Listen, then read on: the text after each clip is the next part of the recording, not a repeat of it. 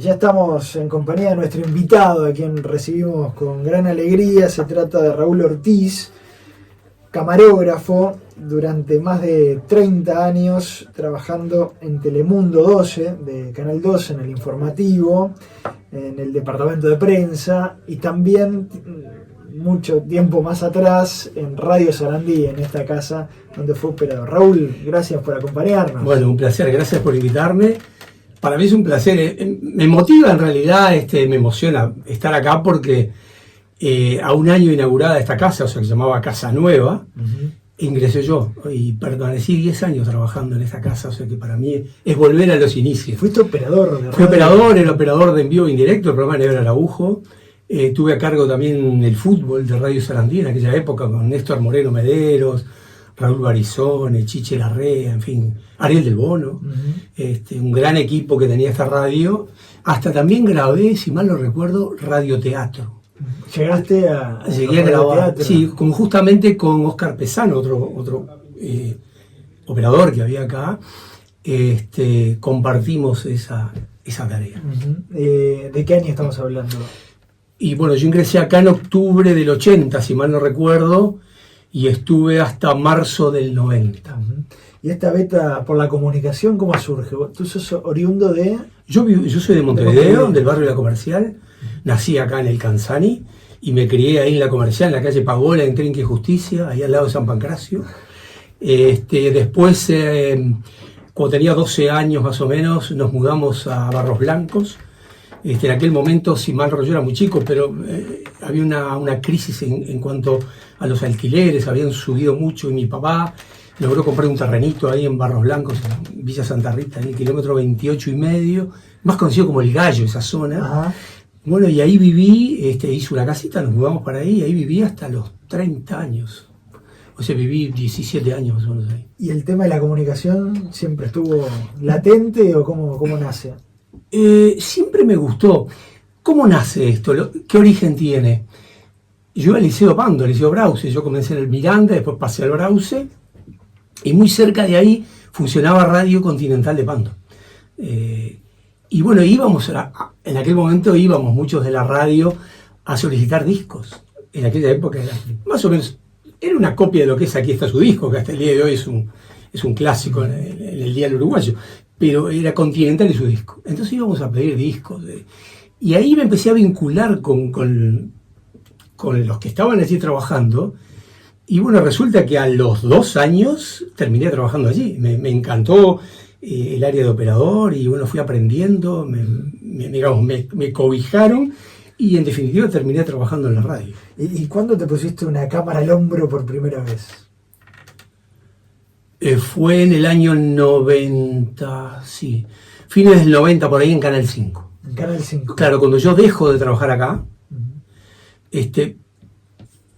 Brugnini, un productor muy conocido, me lleva a lo que era en aquel momento Primer Informe, que estaba en Canal 5, con figuras como Fernando Vilar, Marcelo Irachet, Laurita Danners, Graciano Pascal, en fin, infinidad de figuras que después hicieron gran carrera. Camino, ¿no? Exactamente. Era un gran equipo y bueno, me llevó a trabajar allá y me dijo, yo te traigo acá porque yo sé que a vos te gusta. O sea, vale la pena decir que mientras yo trabajaba acá, obviamente me vinculé mucho con la gente del canal. Con Eduardo Ruiz, un gran camarógrafo lamentablemente fallecido, que hacía los viajes del 12, todos se ven a acordar de ese nombre. Y yo había manifestado la idea de ir a interiorizarme, a conocer. Me dijo, bueno, vení cuando quieras, ¿sí? ¿Viste lo que pasa siempre? Bueno, hoy sí, mañana, pasado. Hasta que tuvo que pasar eso, el pasaje mío de la radio al canal. Y bueno, ahí empecé a editar, aprender a editar y a hacer cámara. Ahí comienza mi derrotero por los medios de comunicación audiovisual. Claro, y en un mundo muy distinto, ¿no? Para claro. Lo que es la tecnología de hoy. ¿Has visto todo el desarrollo y los cambios que... Se grababa en VHS en aquel momento, en el informativo Canal 5, en Super VHS o Umatic. Esos eran los 2 formatos que había. ¿Y eso qué significaba? Que tuvieras que... no tenías memoria ilimitada, ¿no? No, claro, eran cintas que duraban 30 minutos, 1 hora en algunos casos, Y después, claro, era otra cosa, la calidad del video era totalmente distinto, ¿no? Uno ve videos de aquella época y los compara con lo que está acostumbrado, porque el ojo obviamente tiene memoria, pero el ojo tiene memoria buena, o sea, aprende a ver lo bueno. Y vos ves eso y dices, esto era lo que mirábamos, en esto era lo que grabábamos. Era claro, tenía poca definición, digamos, los videos de aquella época. Y era un lujo para ese momento. Sí, claro, sí, el Super VHS hasta en algún momento llegó a superar o se emparejaba con Umatic, decían los que sabían en aquel momento. ¿Y empezás a salir a la calle en qué momento? Ya hacer calle como camarógrafo. Yo diría que sí, fue ahí en los primeros meses del 91 y después Juancito Gallardo y Alberto Kessman me proponen venir a trabajar para el Polideportivo. Justamente un día que vine acá en la esquina había un bar famoso, el bar de Manolo, el gallego Manolo, y que nos reuníamos, en fin, algunos le decían el Triángulo de las Bermudas también, porque el que llegaba ahí después desaparecía. Y bueno, lo cierto es que ahí Juancito, claro, nos conocíamos todos, me invita a participar en el Polideportivo. Y ahí comienza, digamos, mi carrera a través de Canal 12. Mientras trabajaba en el 5 también, venía acá los fines de semana. Y después, un día, en el año 92, surge Agustín Aguirre y el Vasco Echegorri, deciden de que el canal incorpore un turno de las 18 a las 2 de la mañana, lo cual no era usual en aquel momento, fundamentalmente para cubrir lo que pasaba a nivel policial. Claro. Era un horario que estaba, digamos, acéfalo, que nadie lo cubría y que pasaba un montón de cosas y que no se podían mostrar al otro día. Y la noche se presta para situaciones, sin duda, en muchos casos complejas, ¿no? Y ahí trabajamos junto con Aldo. Aldo ingresa casi unos meses antes que yo. Aldo Silva. Sí, Aldito Silva. Ahí trabajamos juntos en ese horario. Él trabajaba, como él hacía doble turno, o sea, hacía un turno cortado, venía de mañana al canal y después volvía a las 7 o 6 de la tarde y trabajaba conmigo hasta las 11 de la noche. Y yo seguía hasta las 2 de la mañana. ¿Y qué viste en esa época? ¿Qué cosas se reportaban? ¿Cuál era el panorama? Bueno, yo fundamentalmente cubría noticias policiales, por un tema de horario, ¿no? Claro.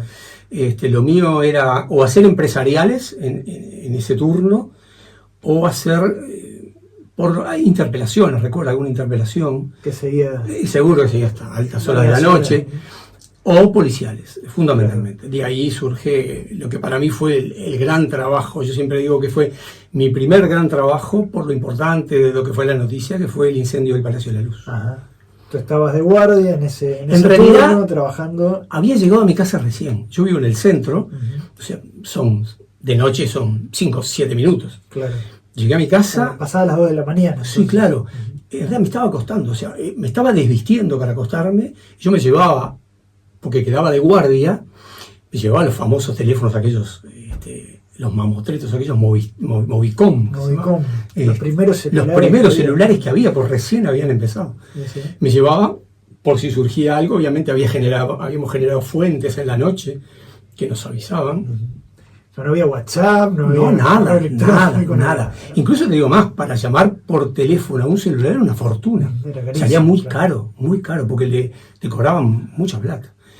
Y bueno, lo cierto es que habíamos generado una red de contactos a esa hora y eran, si mal no recuerdo, eran las 3:10 de la mañana y empieza a sonar el Movicom, el celular. ¿Qué pasó? De diferentes lugares, ¿no? O sea, de la fuente que habíamos generado. Hasta me acuerdo de la mesa de operaciones de Maldonado. Me acuerdo, me llamó un policía amigo, me dice, che, fíjate y ve que me parece que se está prendiendo fuego el Palacio de la Luz. O sea que la alarma fue esa hora. No te olvidas más de esa. No me olvido más. 3:10 de la mañana. Y bueno, como estaba medio desvestir, me costó poco, salí corriendo y llegué, lo llamo a Aldo en el interín, nos comunicamos y nos encontramos con el canal y salimos. Y de ahí surge ese famoso reporte, Aldo con el Palacio de la Luz prendido, todavía con todas las luces prendidas, sí. Y el fuego hacia arriba. Sí, es una imagen que creo que está sí, exactamente. Una de las cosas que más me impresionó cuando venía hacia el canal, que bajo por Yaguarón y llego al Palacio y veo a mi izquierda, todo el Palacio de la Luz prendido fuego arriba. Y en aquella época todos habíamos visto una película que se llamaba Infierno en la Torre, muy, muy conocida en aquella época. Y se me representó eso. En aquel momento a todo el mundo, a la mayoría, se nos representó esa película que la estábamos viviendo en vivo en nuestro país. Esa noche fue entonces larguísima, ¿no? Larguísima. Terminamos, sí, creo que nos relevaron tipo 7, 8 de la mañana. Sí. Impresionante. Y tuviste también, recuerdo alguna situación con un accidente aéreo, también en la noche. Claro, esa información. Pero no, accidente aéreo no, yo no cubrí accidente aéreo, no me acuerdo. ¿Sabes? No, en Soriano, ¿no? De un avión. No, claro, no, pero yo no lo cubrí. Yo estaba en Argentina en aquel momento, que se cayó el avión de Austral, decís tú. Exacto. Casualmente yo estaba en Argentina con José Carlos Álvarez de Ron, cubriendo un partido Uruguay-Argentina por las eliminatorias. ¿Y qué pasa? Increíblemente hubo 2 sucesos importantes ese fin de semana. La lancha Cachola se prende fuego. No recuerdo bien si fue a la entrada, en el trayecto. Resultó que fallecieron como 10 personas y yo estaba en Argentina y Aldo me llama y me dice, andate hasta allá. Y me acuerdo que cubrimos ese hecho, la llegada de los fallecidos y la lancha que llegó remolcada hacia el puerto de El Tigre. Y allí vivimos esa situación. Y recuerdo que en la noche estábamos en el hotel y me llama Aldo de nuevo. Mirá, se cayó un avión, no sabemos si fue en territorio argentino o territorio uruguayo, estate atento que te llamo. Pero no fui yo quien cubrí ese accidente. Bien. ¿Y qué tiene que tener un camarógrafo, ¿no? A la hora de salir a la calle? ¿Qué cosas hay que tener en cuenta? Bueno, fundamentalmente tener en cuenta de que tú sos el responsable de mostrar... Hay una frase que no debe ser mía, obviamente, pero se me ocurrió a mí. Somos los ojos de la noticia que llevamos a proyectar a la gente lo que sucedió. Entonces tenés que estar muy atento a todo lo que te rodea. ¿Qué pasa? Yo creo que el camarógrafo de noticiero, el camarógrafo de prensa, me parece a mí que es el más completo. ¿Por qué? Como lo dice la denominación profesional, somos camarógrafos realizadores. ¿Eso qué significa? Que no necesitas de un director que alguien te diga, haceme esto, haceme lo otro. Más allá que en televisión, como vos lo sabés bien, es un equipo. Yo siempre le decía a mis compañeros, por favor, avísame si yo no me estoy dando cuenta de algo, porque vos no podés ver todo. Claro. Ahora, llegás a la escena y las cosas están ocurriendo, ¿no? Exacto. No es como en el cine o una publicidad que está todo armado. Y ahí hay que estar, obviamente, atento a todo lo que está sucediendo. Fundamentalmente en las policiales, ¿no? O sea, 10 minutos que te perdieras cambiaba totalmente la escena. Eso lo aprendí a lo largo de todos los años que hice policiales, que fueron unos cuantos. O sea, vos llegabas a un accidente, que era lo que sucedía normalmente en ese horario, o hechos policiales de tiroteo que nos tocó vivir también. Y si vos llegabas cuando estaba la ambulancia, cuando estaban los bomberos, era una cosa desde el punto de vista fílmico, ¿verdad? Otra cosa era que llegaras tarde y ya se fueron los bomberos, se fue la ambulancia, el choque en sí, pero lo que se le puede brindar más como hecho real a la gente pasó. O sea, hay que estar en el lugar, en el momento y estar atento a todo lo que sucede. La fuerza de la imagen. Y el camarógrafo de prensa también tiene que tener un gran conocimiento de la actualidad. Claro. ¿No? Del país, de conocer muy bien a los protagonistas. No es simplemente ir a filmar. No es simplemente apretar un botón. O sea, sí. Yo por lo general tengo como de formación profesional estar muy informado. O sea, así cuando fui operador y cuando fui camarógrafo, siempre fui de estar bien informado sobre la actualidad política. O sea, yo sabía los lugares que iba y lo que iba a pasar. Y eso es fundamental, porque si no te perdés, o sea, vas, sea lo que sea en el Parlamento, sea en la calle, sea cubriendo al presidente de la República, o sea, todo lo que lleva a la cobertura periodística, que es muy variada, ¿no? Porque yo siempre digo, nosotros cubrimos desde un nacimiento en la calle hasta un homicidio, o sea, pasamos por todo ese... por todo lo que hay en la vida. Por todo lo que hay en la vida, o sea, yo siempre digo, yo he visto, desgraciadamente, tantos muertos como debe haber visto una persona que estudia medicina.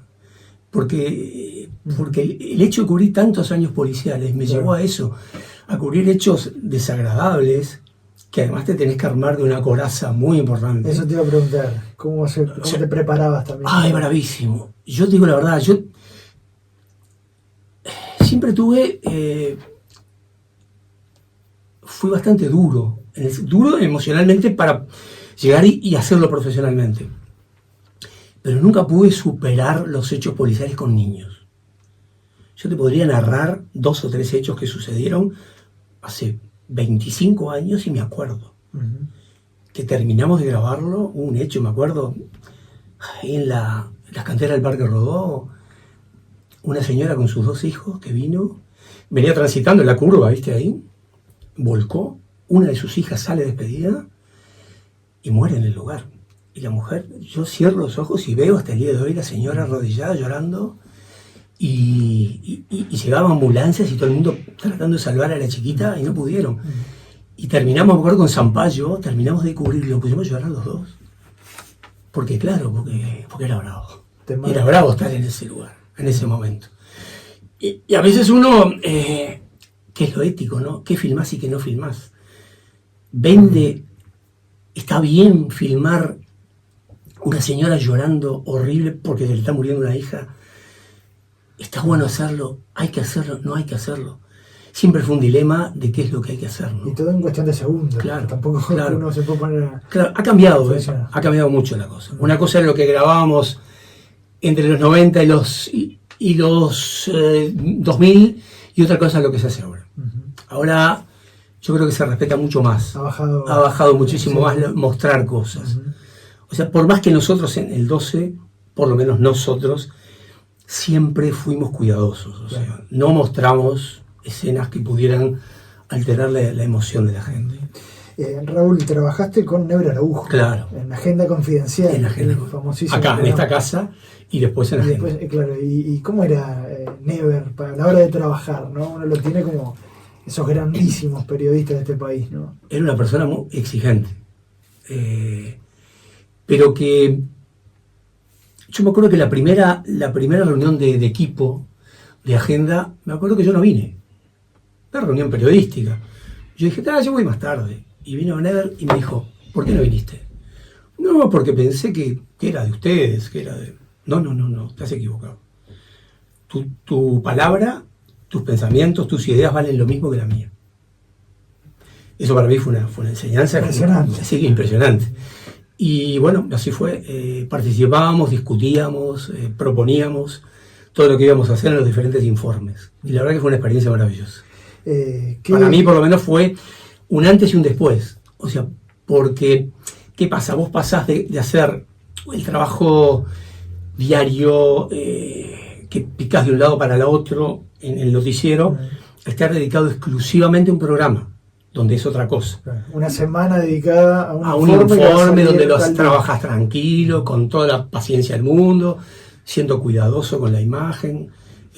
Para mí eso fue un salto muy importante desde el punto de vista profesional. ¿Qué informes recordás así que te hayan marcado?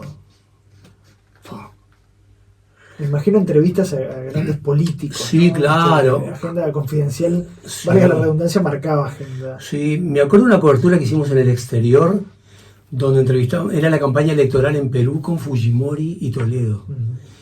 Y claro, después uno lo analiza, los personajes, ¿no? Todo lo que le llevó, lo que pasó con Fujimori, años preso. Y en aquel momento era una persona muy importante en Perú, ¿no? Y que además los periodistas lo tenían como un dios y no se acercaban a él. Y nosotros, viste cómo somos los uruguayos, uh-huh. Nosotros enseguida entramos en confianza con él, a tal punto que él nos invitó al avión, que iba a hacer una gira, me acuerdo, a Piura, a la frontera ya con Ecuador, y lo acompañamos en toda la gira. En el avión con Fujimori. En el avión con Fujimori. ¿Y estaba el periodista quién? Era el hermano de Alejandro Figueredo, Marcelo Figueredo. Uh-huh. Hicimos una muy linda cobertura.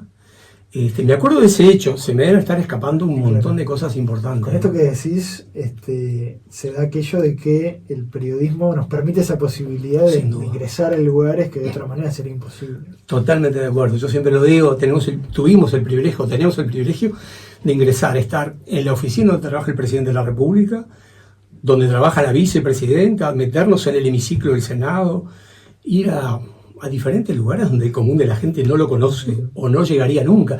Incluso el relacionamiento que hay con las figuras políticas.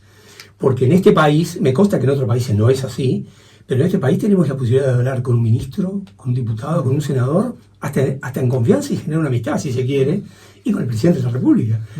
O sea, me acuerdo que yo tuve la suerte de que todos los presidentes tuve una excelente relación con ellos. Una muy linda relación. Algunos te decían, no me filmes así, asá, no me muestres la Tabaré. Dice, no me muestres la pelada.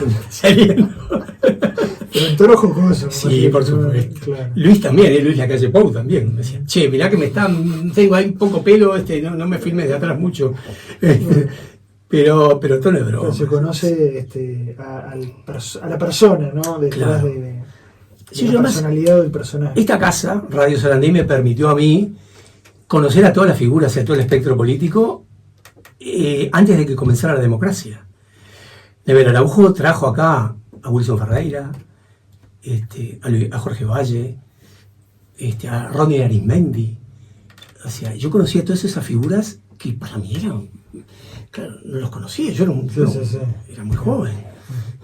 Me acuerdo, Jorge Valle, el día que llegó, se sentó ahí donde está el compañero y me dijo, che, vos sabés que yo tenía una radio, ¿no? Con mi padre. ¿Y cómo es esto? Estuvo media hora hablando conmigo y que yo le explicara cómo era la nueva radio en ese momento. Y bueno, Tabaré Vázquez, me acuerdo que él vino acá a esta casa a hablar sobre oncología. Era un médico recibido en su posgrado, no hacía muchos años, y venía a dar charlas acá en vivo en directo. Y me acuerdo que venía y me dice, vos tenés inconveniente que me grabes las charlas, yo después me sirve, pues yo doy clase. Y así nació una muy linda amistad con el presidente Vázquez, con Tabaré Vázquez en aquel momento, con el doctor Vázquez. Yo le llevaba los casetes a la casa. Acá vivía en Agraciada y Asensio. Claro. Esas cosas. Esas cosas que son hermosas, como el vínculo bien de uruguayo, ¿no? Claro. Lo mismo me pasó con el expresidente en la calle Herrera. La calle Herrera lo conocí acá, venía en el 82 en las elecciones internas de aquella época, y también me pedía que le grabara las charlas y que él las llevaba para el interior, que para él era muy importante. Y generamos una muy linda amistad. O sea, no estamos hablando desde el punto de vista partidario, estamos hablando desde el punto de vista humano. Claro. Por eso es importante la labor que hemos desarrollado acá, que nos acerca a la figura. Quiero volver a Never Araujo. ¿Qué tiene un presentador para traspasar la pantalla o generar lo que, por ejemplo, generaba Never Araujo? ¿Ha llegado a identificar? Sí, yo creo que tenés que tener ese don de comunicación, ese respeto que inspiraba a Never y la credibilidad, creo. Creo que si Never decía está lloviendo, nadie dudaba que estaba lloviendo. Claro. Y yo creo que es eso. Yo creo lo miraban los que lo amaban y los que lo odiaban. Claro. No dicho por mí, dicho por otras personas. Sí. O sea, Never tenía ese encanto de comunicación que la verdad que muy poca gente lo logra, ¿no? Porque podés ser un muy buen presentador de noticias, podés ser muy bueno profesionalmente, pero comunicar y tener ese ángel de hacerlo, yo creo que pocas figuras lo han logrado, ¿no? ¿Has estado en contacto con él últimamente? Porque... Hace años que no nos vemos, pero nos hemos hablado por teléfono hace un par de años. Contame algo de tus viajes, porque has viajado también por el mundo con la cámara al hombro. ¿Qué recuerdos te vienen o qué anécdotas nos puedes relatar? Son muchas. ¿Cuáles te marcaron? Puede ser que estuviste en zonas de conflicto, ¿no? Bueno, lo último que me tocó cubrir fue la guerra de Israel. Yo siempre digo, lo dije en la nota del día de mi despedida. Yo resaltaría dos hechos importantes, lo del incendio de la UTE, o sea, lo primero y lo último, que fue la cobertura de la guerra de Israel. Cuando recién comenzaba. Claro, todavía no habían ingresado el ejército israelí a Gaza. Estaban en los preparativos para ello, cuando estuvimos allí. ¿Y en el medio? En el medio hubo un montón de cosas. Travesías. Hubo coberturas con el presidente. Me acuerdo que fuimos, creo que una de las primeras cosas que cubrí yo fue con el presidente Sanguinetti en el año 87, si mal no recuerdo, a la isla Margarita, que asumió, me acuerdo, el presidente, no, fue una reunión de los países latinoamericanos que se hizo en la isla Margarita. Y estaba el presidente Caldera, me acuerdo, en aquella época, gobernando Isla Margarita. Esa fue la primera cosa que hice que me cautivó mucho, como importante en cuanto a una cobertura internacional. Después pasé por las Malvinas. ¿Estuviste en Malvinas? Estuve en Malvinas con Martín Sartú. Estuve en los Juegos Olímpicos, en la meca de los Juegos Olímpicos. En Atenas. En Atenas, en 2004. Después, bueno, infinidad de coberturas de cumbres presidenciales en diferentes lugares, del Mercosur y otras que se hicieron. Compartimos la última también. ¿Te acordás? En Asunción. Exacto, en Paraguay. Muy divertido, por cierto. Pero sí, yo podría relatar eso. Lo más importante han sido esas, ¿no? Yo digo, lo último a veces no es lo mejor, pero es lo que más me marcó por la realidad que me tocó vivir, ¿no? O sea, vivir en cuanto a estar en el lugar donde habían pasado las cosas. Ya la recta final, hoy el mundo está lleno de imágenes, ¿no? Me imagino que cuando tú arrancaste eran pocas las imágenes, ¿no? Había que mirar la tele, había que mirar los canales uruguayos para poder tener una ventana al mundo. Hoy uno abre un celular y recibe imágenes permanentemente, ¿no? Entonces, ¿cómo va a ser el trabajo? ¿Cómo ves el futuro de tu oficio? ¿Qué desafíos tiene por delante? Está complicado. Sí. Claro, hoy por hoy con un celular vos haces magia, ¿no?